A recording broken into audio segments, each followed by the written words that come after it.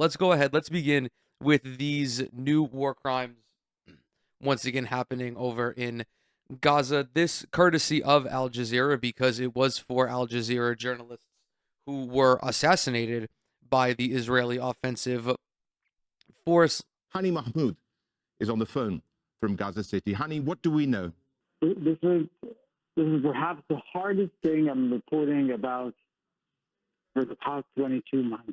I'm not far from the Shifa hospital, just one block away, and I could hear the massive explosion that took place in the past half an hour or so near Shifa hospital. I could see it when it lit up the sky, and just within moments, the news circulated. It was the journalist stand at the main gate of the Shifa hospital. At this particular time of the night, it calms down. All the journalists gather in one area, try to either talk to each other, help each other to survive these conditions. When a drone strike hit the tent, killing Anas al-Sharif and his colleague Muhammad Tariqa. Both are correspondents of Al Jazeera Arabic on the ground. They have been reporting on the atrocities of the Israeli military, the airstrikes, the enforced starvation and dehydration, all of these past months. It's important to. It's important to reinforce this point. The reason why Israel or the United States or Russia or any country kills members of the press during a conflict is because these members of the press are correctly reporting the atrocities going on in these areas, whether it is in Gaza, whether it's in Ukraine, whether it is in Iraq and Afghanistan back in the early 2000s. These individuals are assassinated for telling the truth. Israel does not want their horrors put out for the world to see. Benjamin Netanyahu knows that what he's doing is grotesque. He knows what he's doing is horrific. He knows that the indiscriminate slaughter of the Palestinians is a genocide. Everyone knows this. For these last 2 years almost, it has been live streamed. We have more detail every day coming out for this genocide than we did at any point during the Holocaust. And Israel has done everything in their power to murder these individuals reporting on these events. I think as of right now it's like 260 some odd journalists and media members that Israel has killed in not even 2 years. For some context, from 2003 to 2009 during the Iraq War, it's estimated that anywhere from, like, I'd say around 150 or so journalists were killed. Over the last 20 years in Iraq, there have been fewer journalists killed than Israel has killed in these 20 months of their genocide. Highlight this attack just a week after an Israeli military official directly accused Anas and directly ran a campaign of incitement on Al Jazeera and correspondents on the ground because of their work, because of their relentless reporting on the starvation and the famine and the malnutrition, because they're bringing the truth to the screen for everyone.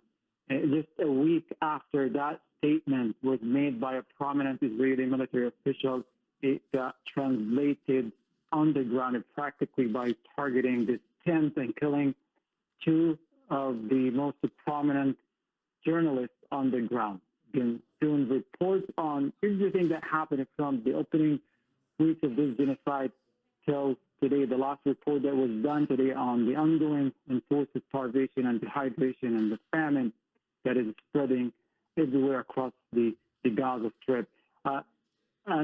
And Muhammad and many other people who were in the tent, we were literally looking at footage that were circulating of bodies scattered in the area, of people who took care of logistics, of coordinators on the ground, drivers who were at the site when the attack happened.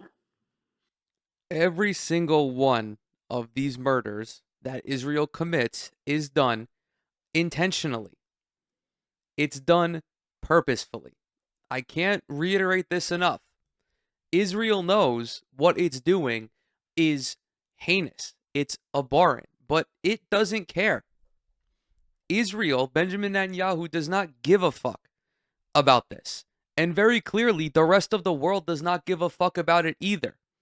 Although there have been, or although countries' heads of state recently have been coming out and condemning these actions, they're doing just that, condemning these actions. There have been few nations that have brought in legislation to stop the transfer of arms to Israel or the sale of arms to Israel, but ultimately, none of these other fucking nations matter.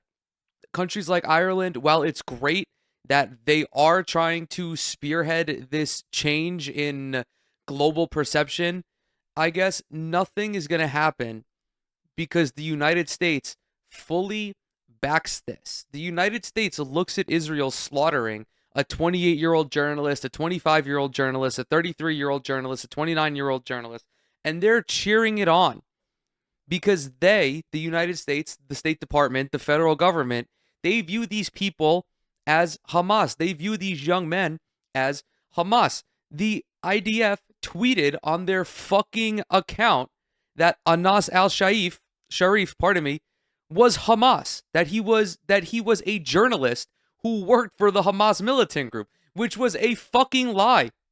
It was a fucking lie.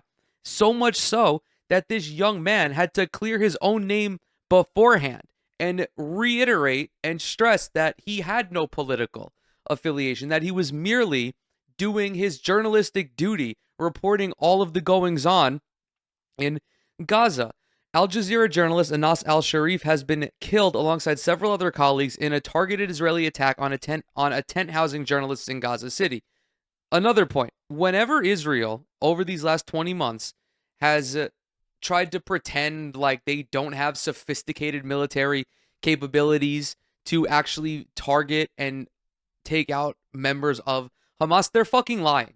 They have precision airstrike ability because they use precision airstrikes on aid workers, on journalists, on doctors. They use like Iran conducted precision air targets in Israel, and you mean to tell me that Israel, a country that is funded entirely by the United States of America, who has the largest military budget ever and one of the most sophisticated militaries of ever, cannot do the same? It's fucking bullshit. The attack late on Sunday on the tent located outside of the main gate of Gaza City's Al-Shifa hospital also killed Al Jazeera correspondent Mohammed Krika. I'm sorry, I'm going to butcher some of these names, and I apologize. And camera operators Ibrahim Zahir and Mohammed Nufal. Also killed were freelance cameraman Momen Aliwa and freelance journalist Mohammed Al-Khalidi. Shortly before being killed, al-Sharif, a well-known 28-year-old Al Jazeera Arabic correspondent who had reported extensively from North Gaza, wrote on X that Israel had launched intense, concentrated bombardment, also known as fire belts, on the eastern and southern parts of Gaza City. In his last video, the loud booms of Israel's intensive missile bombing can be heard in the background as the dark sky is lit in a flash of orange light. Let's take a peek at this.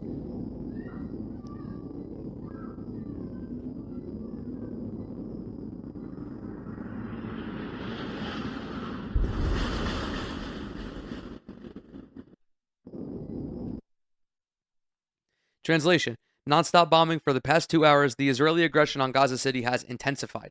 In a final message written on April 6th to be published in the event of his death, al-Sharif said he, quote, lived the pain in all its details and tasted grief and loss repeatedly. Despite that, I never hesitated to convey the truth as it is, without distortion or misrepresentation, hoping that God would witness those who remained silent, those who accepted our killing, and those who suffocated our very breaths, he said.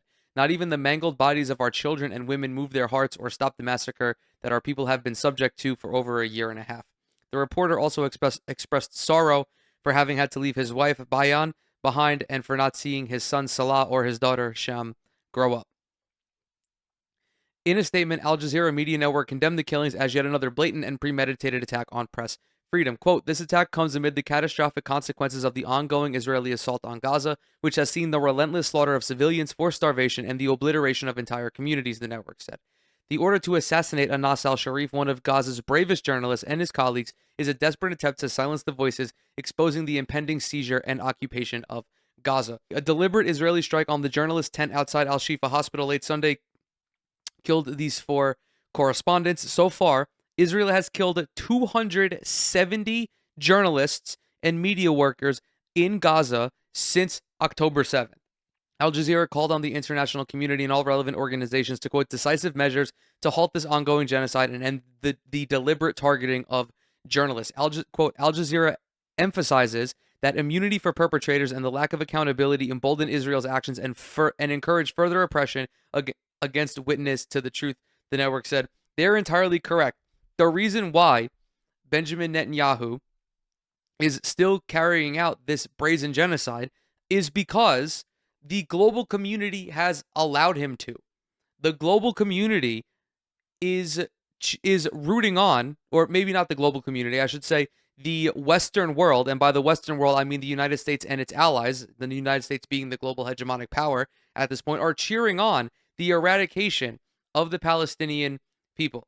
This is not anything new. This has been the United States policy for at least the last 4 years, or the last 2 years, definitely, but for basically the last 7 fucking decades. Them, along with the UK, France, they are all for the expansion of Israel. They are all for Palestine not existing and the Palestinian people no longer existing.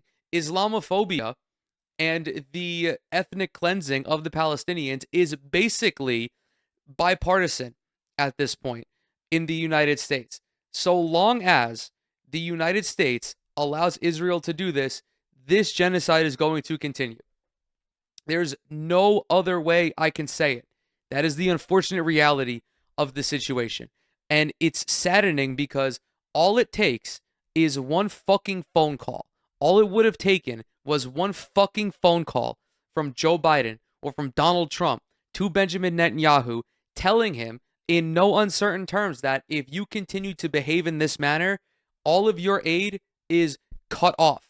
Your military aid, done. Your economic aid, done. Oh, that free higher education that all of the Israelis are entitled to with American taxpayer dollars, done. That universal healthcare system that all of the Israelis benefit from thanks to American taxpayer dollars, done. Genocide over. That is not going to happen. I'm beyond pessimistic at this point. And it fucking sucks that I have to say that, because I still do retain a little bit of hope that this comes to an end at some point in the not too distant future.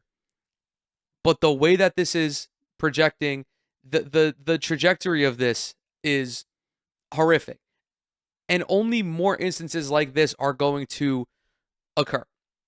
Al Jazeera correspondent Hani Mahmoud, who was just 1 block away when the strike hit, said reporting on al-Sharif's killing was the hardest thing he had to do in his past 22 months of war. That was who we heard at the beginning of this segment. Mahmoud, who works for the network's English channel, said the reporters were killed, quote, because of their relentless reporting on the starvation and the famine and the malnutrition suffered by Palestinians in Gaza, quote, because they're bringing the truth of this crime to everyone. Once this is all said and done, the history books will reflect on this accurately, and they will treat Benjamin Netanyahu the same way that we treat Hitler now. He is one of the most disgusting and evil people ever to have existed in human history. In a statement confirming the deliberate killing of al-Sharif, Israel's military accused the journalist of heading a Hamas cell and, quote, advancing rocket attacks against Israeli civilians and Israeli troops. It also alleged that it had documents providing, quote, unequivocal proof of his involvement with the Palestinian group. Israel is so fucking stupid. The Israeli heads of state are so fucking stupid, and they think that everyone else is so fucking stupid that they're going to sit here and say that this journalist is actually only pretending to be a journalist. He is in fact a war mastermind. He is a fucking 5-star general for the Hamas military who is orchestrating these attacks on Tel Aviv. Like, what the fuck do you like? What the fuck? What the fuck? I have nothing to say to this. Additionally, if there is unequivocal proof, why doesn't the IOF provide it? Because it doesn't exist to them, to Israel, to Benjamin Netanyahu, to the Israeli offensive force. The quote unequivocal proof of being Hamas is just him being Palestinian. There is no differentiation in the minds of the Israeli military. Mohammed Shihada, an analyst at the Euromed Human Rights Monitor, said there was, quote, zero evidence that al-Sharif took part in any hostilities. Quote, his entire daily routine was standing in front of a camera from morning to evening. Last month, after Israeli army spokesperson Avichai Adre reshared a video on social media accusing al-Sharif of being a member of Hamas's military wing, the UN Special Rapporteur on freedom of expression, Irene Khan, said she was, quote, deeply alarmed by repeated threats and accusations of the Israeli army against al-Sharif. Quote, fears for al-Sharif's safety are well-founded as there is growing evidence that journalists in Gaza have been targeted and killed by the Israeli army on the basis of unsubstantiated claims that they were Hamas terrorist concept. Al Jazeera, which has accused Israeli authorities of fabricating evidence to link its staff to Hamas, has recently denounced Israel's military for waging a, quote, campaign of incitement against its reporters in the Gaza Strip, including al-Sharif. Quote, not quote, pardon me. The Committee to Protect Journalists last month said it was gravely concerned for the journalist's safety as he was being, quote, targeted by an Israeli military smear campaign. Since Israel launched its war on the enclave in October 2023, it has routinely accused Palestinian journalists in Gaza of being Hamas members as part of what rights groups say is an effort to discredit their reporting of Israeli abuses. The Israeli military has killed more than 200 reporters and media workers since its bombardment began, including several Al Jazeera journalists and their relatives. I have a tweet here as well from Muhammad Shahad centering on the claim that Anas al-Sharif was Hamas. Anas spent 9 months screaming that Israel has put a target on his head and that he's never been part of Hamas or any other faction. He spent months pleading for protection and solidarity. Everyone who stood silent is to blame for his murder tonight. The IDF, these fucking disgusting dogs, struck Hamas terrorist Anas al-Sharif, who posed as an Al Jazeera journalist. They are cheering on the killing of this young man under the guise that he was masquerading as a journalist. Anas himself said, important, please share and tag all press freedom and human rights organizations. Once again, the Israeli army spokesperson has launched a campaign of threats and incitement against me because of my work as a journalist with Al Jazeera. I reaffirm, I, Anas al-Sharif, am a journalist with no political affiliations. My only mission is to report the truth from the ground as it is without bias. The IDF, Benjamin Netanyahu, all of these fucking demons have to lie about this situation because the truth reflects poorly on them. The truth of the matter is that Benjamin Netanyahu is a war criminal who at the very least deserves to rot in prison for the rest of his life. He deserves to live to be 130 fucking years old inside of a goddamn prison cell in The Hague. Young men like Anas al-Sharif and all of his colleagues who have been assassinated by Israel, they are heroes. That is the only appropriate term of endearment I can bestow upon them. They are doing critical, crucial, and necessary work on the ground, risking their lives every fucking day to document the atrocities that they are currently living through, that their family members are currently living through, the grotesque conditions that Israel is forcing them to live within. No food, hardly any water, no medical supplies. Think of the trauma that this young man witnessed on a daily fucking basis. And every day he woke up and continued to document this trauma for the rest of the world to see. These are undisputably heroic actions by this young man. For all of the other journalists who are currently on the ground, and for all of the journalists who have been killed by Israel, they are heroes. They are heroes. I hope that once this genocide concludes, that everyone within the Israeli military, everyone within the Israeli government who is involved in this genocide, in perpetuating this genocide, and even hopefully those within the United States government and all of the other nations who aided, abetted, laundered, covered up this genocide, seek justice. They are currently engaging in the erasure of an entire group of people who did nothing more than just exist in their homeland. They have subjected these people to indescribable trauma. At the very least, all of those fucking demons, Benjamin Netanyahu, Donald Trump, Joe Biden, all of their associates, deserve to rot in prison for the war crimes that they have committed.